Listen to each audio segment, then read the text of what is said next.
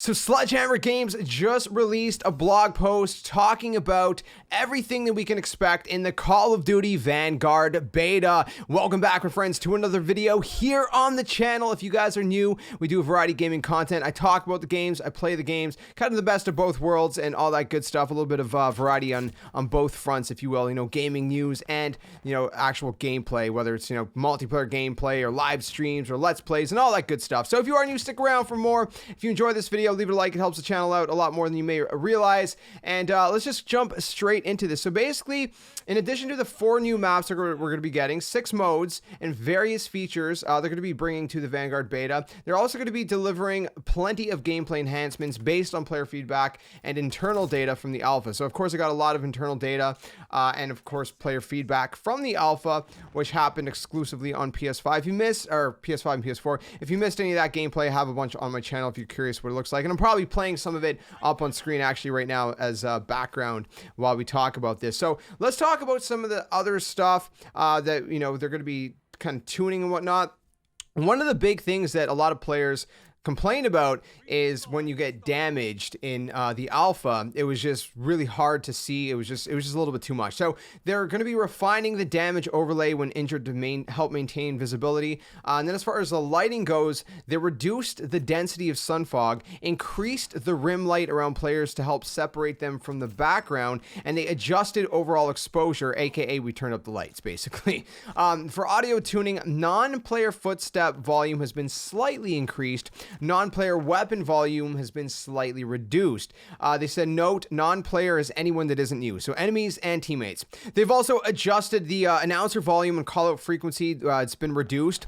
Global multiplayer mixing pass to improve informative audio for gameplay. And then as far as Champion Hill spawn tuning, of course, they've observed spawn issues that resulted in players spawning very close to each other. So they've basically tuned spawn locations and adjusted overall spawn logic, and hopefully that should eliminate any more of that kind of, stuff going on there. They've also said we've done away with that one spawn in Courtyard that forced you to have 3 seconds of awkward eye contact with your opponent. You know the one. Yes, I do. That was pretty awkward and intense.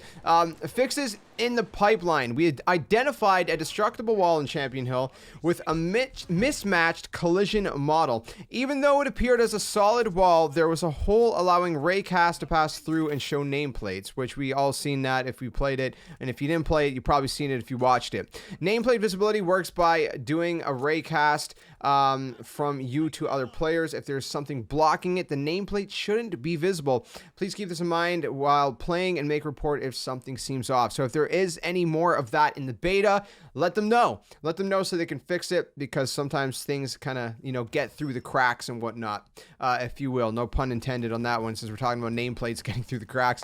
We are aware that there are more name tag and aim assist related issues and have ongoing investigation on how to resolve them. Gameplay clips have been a great resource for our teams to find and squash these problems, so keep them coming. Show them your footage. If you have something, tweet it out at them, send it to them. They want this stuff. Now let's talk about actually beta content, stuff that we can expect to see in the beta itself. So Champion Hill is going to be in the beta, which of course is something that was experienced in the alpha. But the thing about the beta is that the beta, it's going to be starting weekend 1 only on PlayStation, but after on weekend 2, it's going to be on all consoles. It's going to be PlayStation, Xbox, and PC. No Nintendo Switch. I'm sorry, there's no Call of Duty on the Switch. It'd be kind of cool though, right? Taking it on with you on the go and whatnot.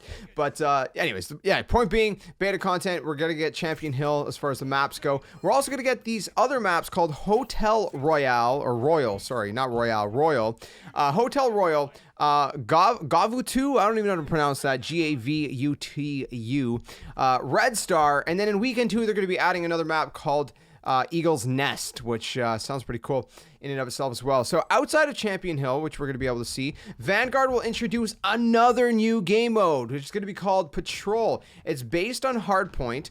This objective-based mode features a scoring zone in near constant motion. If operators want to rack up points for their team, they should keep up and move around the map with this patrol point. Very interesting. Excited to see how that goes. These modes are in addition to the classic offerings such as Team Deathmatch, Kill Confirmed, Domination, Search and Destroy, and all that good stuff as well. So again, in the beta period, we're going to have Champion Hill solos. By the way, we're going to get a solos version because there's only duos and then trios in the alpha.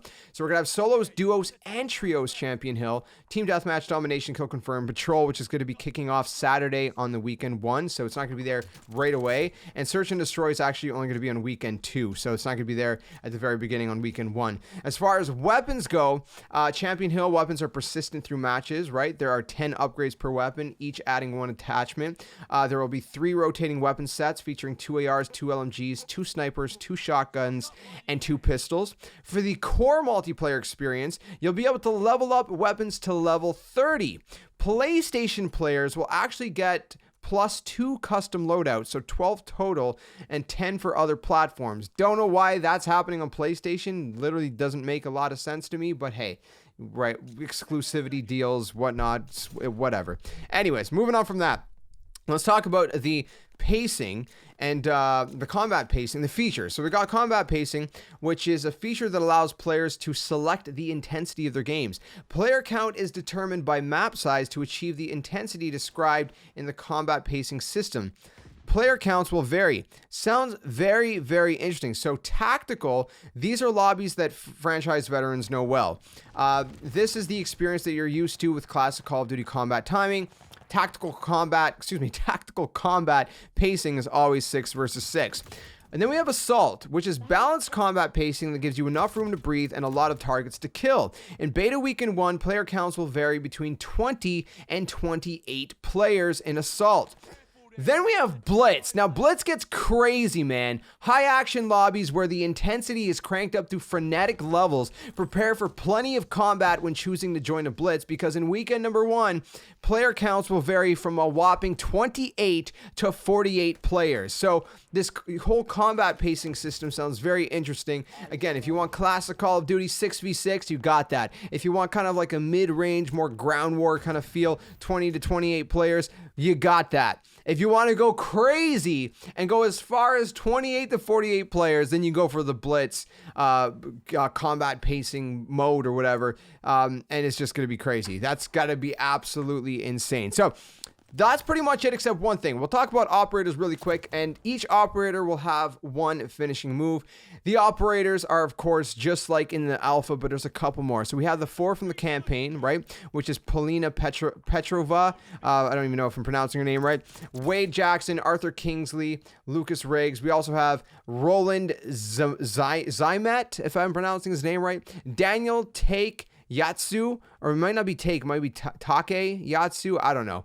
Anyways, we're going to get 6 basically. So there's going to be 2 operators that were not there in the alpha, and of course the 4 that were in the alpha, which are the 4 that seem to be the main characters of the campaign as well. So again, just your quick reminder, the worldwide multiplayer reveal is going to be this week on September 7th. Sorry, next week, not this week. Next week on September 7th on Tuesday.